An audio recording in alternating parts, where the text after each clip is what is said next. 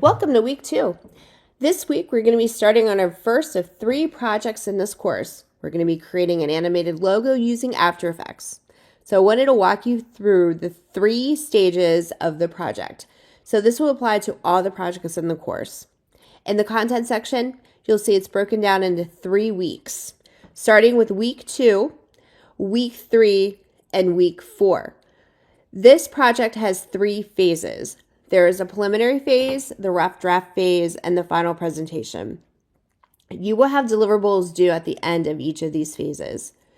The first thing you should do during the first week of the project, so this is going to be week 2 of the preliminary stage, is to read through all the materials in the beginning, which includes the reading assignments, videos, and materials that you'll need in order to complete the project. After you've read through all the materials and started your lessons, you'll start working on the preliminary phases of the deliverables. There will be 2 deliverables that will be submitted. It's going to be the thumbnails and the storyboard. The thumbnails are a series of at least 4 to 6 rough sketches. These are quick ideas. It could be stick figures or very simplistic drawings. You don't need to spend a lot of time here. This is really going to getting your thoughts out of your head and onto the paper. So once you've chosen what you'd like to further develop, then you're going to create a short storyboard that has a little bit more detail. Both your thumbnails and your storyboards are due at the end of this week. All assignments are due Sunday night at midnight. I highly recommend that you don't wait until Sunday to start your work in case you have any questions. And here, this rubric, this is what I'll be using to grade your submissions. It's very simple. Looking at it, did you create your thumbnails and your storyboard? Did you meet the minimum amount required?